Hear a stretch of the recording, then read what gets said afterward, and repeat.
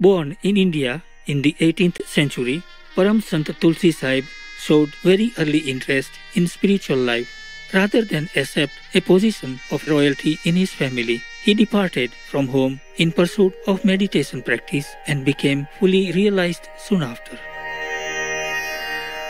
In poetry and other writings, Param Sant Tulsi Sahib described the brilliance and penetrating wisdom of the inner life. At the same time, he emphasized that a living master is necessary to access this direct connection with the kingdom of God. In an expression of gratitude to his own master, Tulsi Sahib said, "O Tulsi, the kind and merciful master has blessed me and made my life blossom. He has given me a new life." In writing about spiritual upliftment, Param Sant Tulsi Sahib recounted his own experience of the inner heavenly light and sound. Moreover, he said that all saints' teachings shared the same path to the divine within, along with instructions on how to attain it. Param Sant Tulsi Sahib thus declared that the teachings he conveyed were in unity with those of Kabir Sahib Ji, Guru Nanak Dev Ji, Datu Dayal Ji, and other saints. We will now share with you selections of mystic verses of Tulsi Sahib, vegetarian, saint of Hathras. Satsang, sacred gathering with a realized master. This is an excerpt from Ratan Sagar in the form of a dialogue. Hriday, a disciple raises certain questions concerning satsang, namely, what are the benefits of satsang?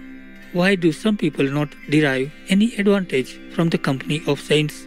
What are the obstacles that come in the way of acquiring true knowledge? Tulsi Sahib elaborately answers all these questions using various similes and metaphors. Hriday, O Master, people attended many satsang, but some say they gained no benefit. Countless days did they spend in the company of saints, never did they see the Lord with their own eyes. Much praise have you showered on satsang, but it brought no advantage to them. This has aroused doubts in my mind. Pray, help me to be rid of them, O Master. What did they lack? Why did they not understand? How did they not recognize the jewel of knowledge? Tulsi Sahib, listen, O brother, I shall try to explain the truth to you. The soul left her home on the day of creation. Birth after birth, she gathered the rust of karmas. As rust eats into iron, as worms eat into wood, as a sharp sword becomes blunt through corrosion, as hail gets lost in water, so has the soul lost its luster. The terrible law of karma is formidable. The mind rides the soul. Servile to the senses, the mind roams recklessly. Mind and soul have been firmly knotted together. The unclean mind has lost discernment and understanding.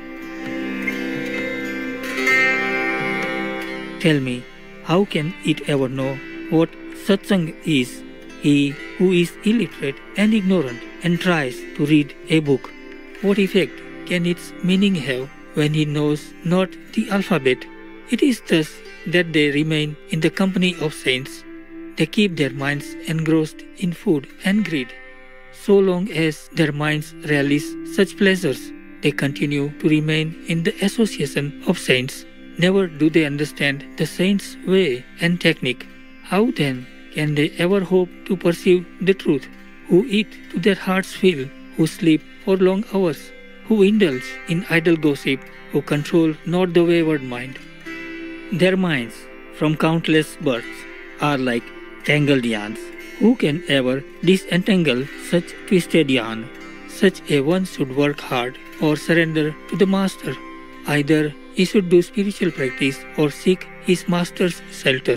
If he does neither, he wanders without a purpose. Fickle of mind and speech, how can he achieve his aim? Were he to enkindle within the love of his master's feet, he would gain true benefit from his mentor. He who begs from the saints with sincerity of heart receives their compassion and is redeemed.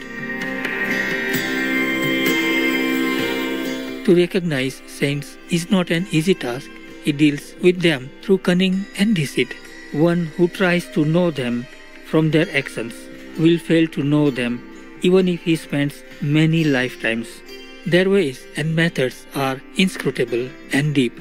How can a naive observer know their greatness? The Vedas describe them, not this, not this. Even the prophets cannot unravel their mystery. The three gods, Brahma, Vishnu and Shiva, cannot know their stature. From external signs you cannot assess them. Whosoever claims to know what saints are, Tulsi, in consternation, puts his hands to his ears. Rare are the noble and benign of good fortune, whose attention is fixed on the feet of the saints. They can truly judge these lovers of the beyond, who take the world and its forms to be illusory. There are men who live at the level of beasts. What can these slaves of Satan know of saints? Oride, I cannot tell how crooked such people are. Were I to attempt to describe their evil doings, there would not be enough paper and ink. Never aware of their true selves, they ever remain in delusion. They waste their lives in base pursuits and return empty-handed. Oride, they lived not truly in the company of saints. They plunged not deep and drank not its nectar. When water is poured over a stone, its wetness quickly dries. Since no moisture penetrates it, what can it do except remain dry? When sugar is put into water, it dissolves and gives sweetness. The two become one, and water becomes sweet in the company of sugar. The sweetness gets absorbed, O brother, and water turns into syrup. No one calls it water or sugar any longer. It has now acquired the name of syrup. Likewise, one who gets absorbed in satsang shall not have to suffer from delusion. The following poem brings out the same thought. Worldly people, scholars, pandits, and ritualists all extol the value of satsang and call their respective gatherings satsang.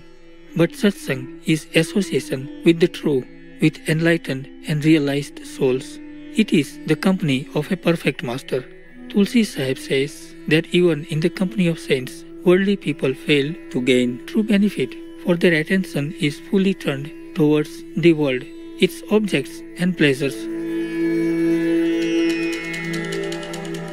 Satsang, satsang, say all, the scholar, the ritualist, and the world at large.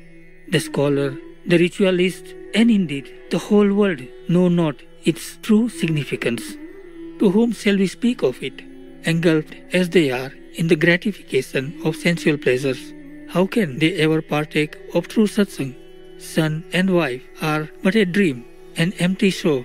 They keep you company for a while, as a kite whose colors fade. For the sake of your palate, O Tulsi, you took not the shelter of your master. Though satsang, satsang, say all, the scholar, the ritualist, and the world at large. The Master's Philanthropy. Tulsi Sahib enumerates here the gifts that the Master bestows on his disciple. Not only does he guide the disciple in his daily conduct, he also gives him inestimable help in the spiritual journey within. Oh, think thou deeply and deliberate. Without the guidance of a master, the way cannot ever be found. He will dye thee in satsang's color, take thy soul to regions celestial, and reveal the firmament within. If thou desirest to revel in realms spiritual within thine own self, none will help thee except the saints. In a short moment wilt thou depart, and thy body be reduced to dust. Thy master alone, O Tulsi, will show the entrance back to thy home. We thank you, kind viewers, for your presence today on Words of Wisdom.